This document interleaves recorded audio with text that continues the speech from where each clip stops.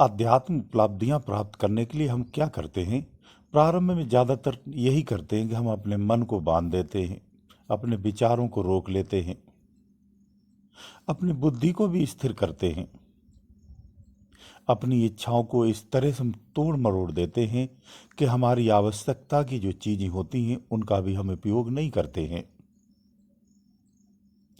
अगर भौतिकता से थोड़ा सा भी ध्यान से देखेंगे तो ऐसा करने से हम अपने आप को एक तरह से दंडित ही करते हैं, दुखी ही कर देते हैं, परेशान कर देते हैं। अगर मन की चाल की दृष्टि से देखा जाए तो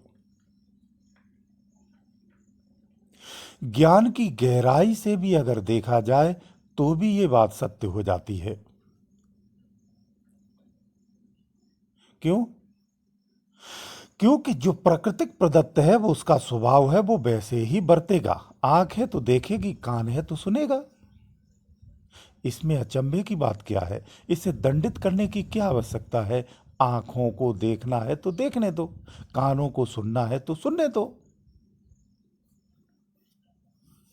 लेकिन पते की बात यह है कि इस पर कंट्रोल पाना है, इन्हें रोकना नहीं है, इन पर कंट्रोल कंट्रोल रखना है कि ये कितना जा रही हैं, कितना नहीं जा रही हैं, कितनी देर देखना है, कितनी देर नहीं देखना है, क्या देखना है, क्या नहीं देखना है, क्या सुनना है, क्या नहीं सुनना है, क्या भोजन करना है और क्या भोजन नहीं करना है। ये कंट्रोल होना चाहिए। इन्हें स्वतंत्रता तो चाहिए, लेकिन स्वतंत्रता में डोर आपके हाथ में होनी चाहिए। इसी को संयम कहते हैं, इसे समझिए। कुछ लोग अज्ञानता में सारी इच्छाओं को मार देते हैं, सारे दृश्यों को रोक लेते। ऐसा संभव नहीं है और इसी प्रयास में लगे रहते हैं, वो होता है नहीं। फिर बाद में कहते हैं कि हमसे संयम नहीं होता, हमसे ये नहीं हो सकता है, हम नहीं कर सकते हैं। असंतुलित चीजों को आप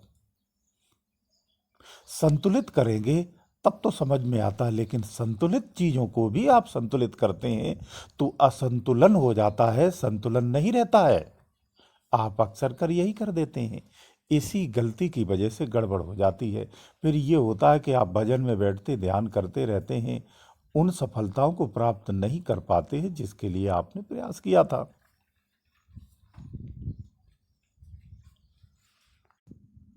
आप तो मन को खुला छोड़ दो, विचारों को छोड़ दो, अपनी इंद्रियों को खुला छोड़ दो, सबको खुला छोड़ दो, सबको आज़ादी दे दो। परमात्मा ने सबको आज़ादी दी तो आपको भी अपनी इंद्रियों को आज़ादी देना चाहिए, अपने विचारों को आज़ादी देनी चाहिए। लेकिन घोड़े की लगाम जिस तरह हाथ में होती है, इसी तरह से इनका कंट्रोल आपके हाथ में होना चाहिए। बस इतना करना है। उस लगाम को संभालने वाला जो होता है वही तुम हो। उस शक्ति को जगा लो। अंदर में अपने आप को जगाना होता है, अपना खुद का संतुलन रखना होता है। जब अंदर में भ्रमित शक्ति को आप स्पष्ट कर लेते हैं, पावरफुल बना लेते हैं, तो सबकी लगाम को खींच के रखता है। जो लगाम को खींचने वाला है वही अदृश्य है, बस उसी को जगाना है। वही तुम हो। कोई परमात्मा या अन्य की परिभाषा नहीं देंगे, वही तुम हो। लेकिन वही तुमने खो रखा है और सब कुछ बन रखे हो।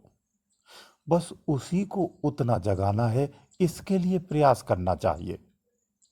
वो आपका कोई भी प्रयास हो, खुले रूप से कहता हूं, कोई भी प्रयास करिए, किसी के कहे के अनुसार करते हैं या अपनी इच्छा से करते हैं, जो तुम हो, जो लगाम को पकड़ने वाला है वही तुम हो। बस उसी को जगा लो, इतना करना है।